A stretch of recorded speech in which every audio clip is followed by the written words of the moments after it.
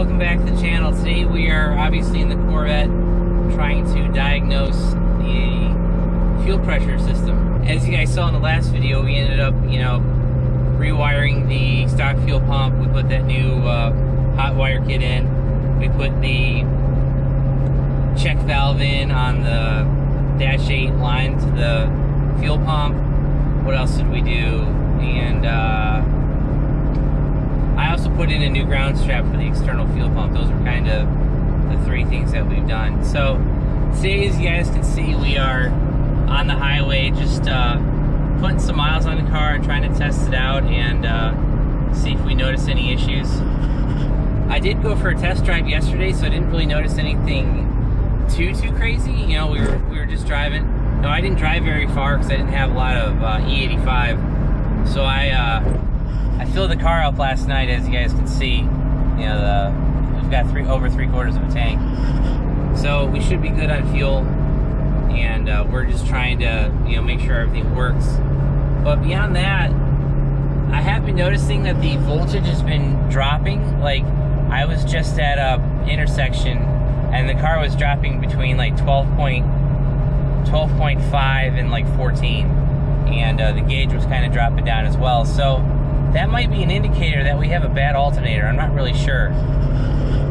I mean, the battery could be bad. It shouldn't be. That battery is only about a year old, and I've kept it on a trickle charger like we're supposed to, because it's that lightweight racing battery. And the car actually died several times approaching some intersections. The only thing that's different is today I've got the air conditioner on. Yesterday I didn't have that on. So maybe the air conditioner is putting just that much extra strain on the car, on the electrical system. And with the two fuel pumps we're trying to power by the alternator, it might be causing like a feedback, just a draw on the entire system. So, but as for fuel pressure, you guys can see I do have the gauge tied up there. Now, I had a real hard time trying to see it last night, so today what I did is I brought my second camera with me, and what we're going to do is we are going to mount the camera right in the windshield, like right where the gauge is, and hopefully we'll be able to see some footage. If not, I'm going to have to redo this test later at night when that gauge pod, it's glowing, but it's so bright out right now. It's about 12 o'clock. Yeah, that it's hard to see, visually. Maybe if the camera will pick it up better. But so basically, we're just headed up the interstate to put some miles on the car, make sure everything's working. And I will say this: I was watching the gauge last night. I only saw it drop down to like about 55 psi of fuel pressure, and that was at full throttle, like in a lower gear. So that was the top of first or the top of second gear, and that's when I saw the fuel pressure drop. Otherwise, I have not seen anything, no indication that the car is going to drop to 30 psi. Actually, I'm going to throw a picture up now, and that picture is kind of a indicator of what we saw in the dyno. And what that was we saw approximately 25 to 30 psi fuel pressure drop, and I haven't seen anything like that. Now, I've been beating on it. I've been in higher gear, punched it.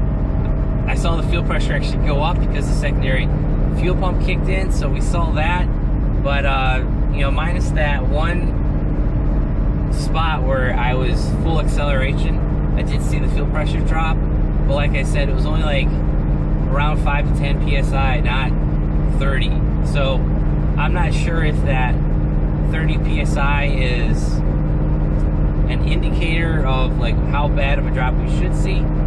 I mean, when you're full acceleration, I'm fully expecting some, I'm fully expecting some pressure to drop. So I hope that 5 to 10 that we saw is within tolerance. I think what I'm going to do is I'm going to record this, review the footage, and then contact my tuner and say, hey, I think I've solved it.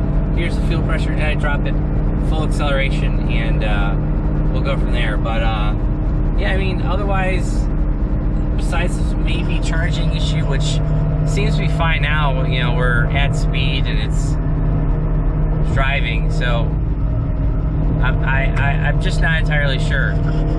So maybe we need to upgrade the alternator. You know, that might be another thing. Oh, I do want to say I did test out the fuel pump. What I mean by that is the voltage and ohms on the ohm drop on the negative side. The fuel pump is pulling 13, 14 volts when it's kicked on the negative side, the ground side. I tested the resistance. It was like 0.01. It was really low. So I don't think we have that weak ground cable anymore, you know, causing any issues. I think we resolved that. The only thing I did not do was have someone in the car, you know, gas it and test the voltage then. Maybe there's still a voltage drop. I just don't know. But I mean, I tripped the relay for the whole system so the fuel pump turned on, but the car was idling. You know, at that it had 13, 14 volts. Maybe under full acceleration, under full load, you know, that goes, it gets, there might still be a fuel voltage drop for the fuel pump. I don't know. But, so what we're going to do is keep driving on the interstate here for a while and just see what the car does. And we'll go from there. Now, we are going to go to Mexico for a little bit. And we're going to hook up the secondary camera. And we'll just watch the gauge, see what it does.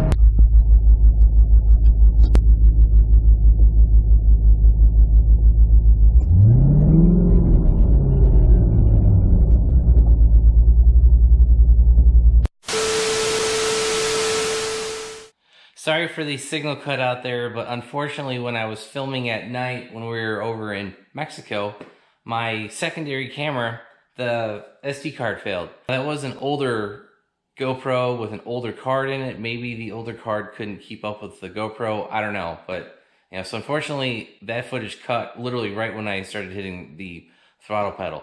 Now to report what my findings were, yeah guys, we have a fuel pressure drop. So the whole Corvette fuel system needs to be re-looked at again.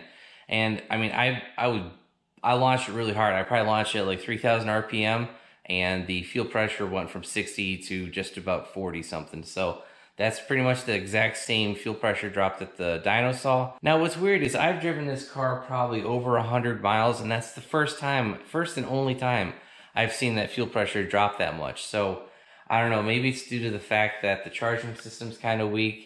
Might be also due to the fact that the car's sitting still and we're, you know, hitting it real hard. Yeah, I don't know. But when the car's in motion, when the car's at speed in any gear, like the top of first, second gear, third, fourth, even sixth gear, you know, we saw no problems. Yes, I saw a little bit of fuel pressure drop. Like I said earlier, maybe 5 or 10 PSI, but that's the max that I ever saw. It wasn't almost like 30 pounds of fuel pressure. So I don't know, guys. We're going to have to reanalyze a couple more things. I do want to give one more update. I kind of mentioned that the voltage was dropping. I did see that with the air conditioning on, but with the air conditioning off, there was really no voltage drop. With the AC on, the voltage was going from like 11 to like 13, and the car actually stalled twice when I was leaving my neighborhood. And it wasn't me popping the clutch out or anything. So the car stalled rolling up to a stop sign. So I'm going to take another more in-depth look at the charging system. I do believe we have a weak alternator, but that'll be for another video. And I will say this, at idle when I got home, both the alternator and the battery had 13.9 to 14.1 volts. So, you know, it was producing around that 14 volt range, which seems fine, but, you know, maybe under load with AC on and with a heavy draw on it, it just can't keep up. That could be totally possible. So we'll let you guys know what we find with the charging system, the fuel system, and the alternator. We'll make at least one more video about this and try to resolve the issue. So if you guys enjoyed the video, give it a big thumbs up. If you haven't already subscribed, please do. If you want to know when I upload new content, hit the bell notification button down below. And as always, if you guys want to help support the channel, click all the links down below. Thanks, guys. Have a great one.